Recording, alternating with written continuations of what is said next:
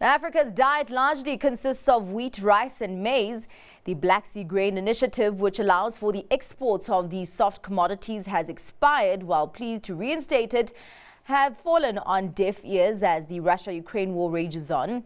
But the Ukraine has a new route to get grain to the world despite Black Sea attacks. Chris Bishop, Africa analyst and former Forbes Africa editor, joins us from the Ukraine, Odessa, to discuss the importance of keeping the grain corridor to Africa open. Thank you so much for your time, Chris. Now, the Black Sea Grain Initiative has experienced a kind of start-stop movement since July 2022. What is the status of the deal now? Has it completely collapsed with no relief in sight, at least in the near term?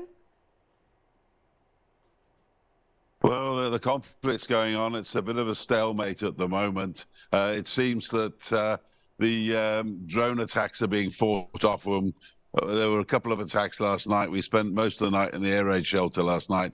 But I'm in a small town in the middle of Ukraine, equidistant between Odessa, which is the port, and also Kyiv, which is the capital. Now, this town has great strategic importance. The river that runs through it is one of the conduits of the grain, the vast amount of grain that's grown here in the Ukraine that the rest of the world eats, basically. Something like a third of the world's grain comes out of Ukraine. And it's taken down the river that runs through this town, and it goes down to the ports, which Ukraine still holds despite the Russian invasion. And they've been trying for the last couple of years, as you know, struggling to get the grain out to the rest of the world. But yesterday, very interestingly, we sat down with the Ports Authority, and they gave us some figures about how it's going. I mean, as you recall, last year, there was a one-year agreement with Russia to export grain around the world, which didn't work that well because basically towards the end of the agreement, the Russians were stopping ships all the time, delaying them. They also were accusing Ukraine of maybe carrying weapons in these ships and also just dealing with rich countries instead of the poor countries that the agreement was all about with the UN. During that time, they moved 32.7 million tons out of Ukraine of grain alone and sunflower oil. And I just got the figures yesterday, latest for this month.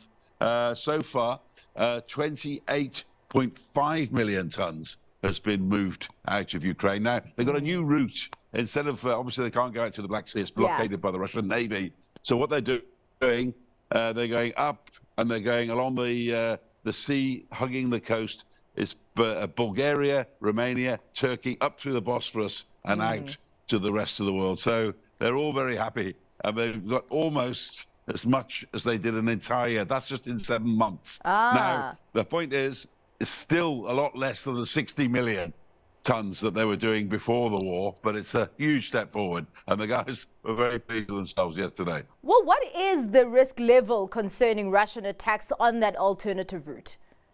I mean, it's Russian attacks here, they're causing chaos, you know? I mean, it's affecting the economy, it's affected the grain production. I mean, we were speaking to farmers yesterday who are growing grain here in Ukraine, and one of the big problems is that half of their workforce is away fighting the war, you know, volunteers against Russia, so they have to look for workers. They're very scarce. Some of the prices that have increased of inputs, because like a lot of countries in Africa, guys here, they pay their inputs in dollars, and then they get their revenue in local currency, and the currency's been not doing very well lately, so they've been losing out. It's havoc. But the one good thing actually that did come out of the chat we had yesterday with the people at the port in Odessa is the fact that the amount of grain that's coming out now is actually lowering the price on the world market. You have to excuse me, the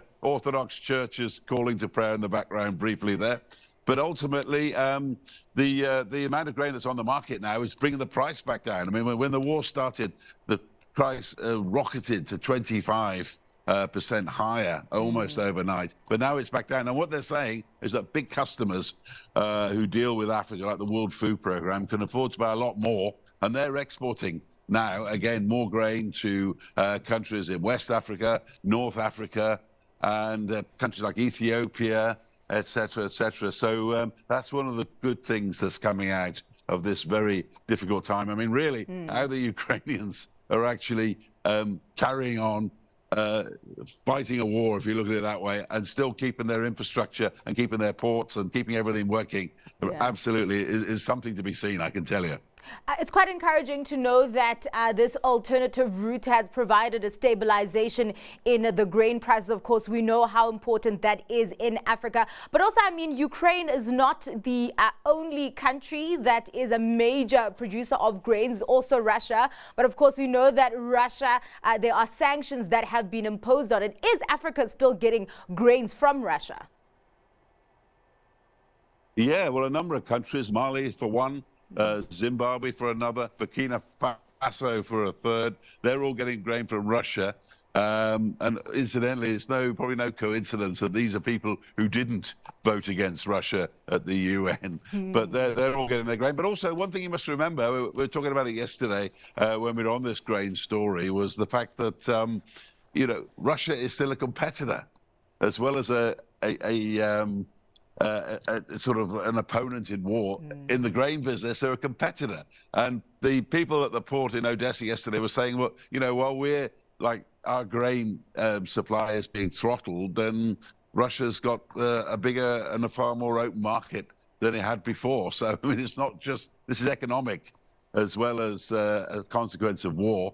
And, but I mean, I say the good thing is, I mean, 4 million tons was the figure they put on the amount of grain that's being moved to Africa at the moment from the Ukrainian fields. I mean, wherever you drive around here, you can just see vast, vast fields full of brown, fertile soil, which is fantastic, you know, and that grain is actually getting out to Africa.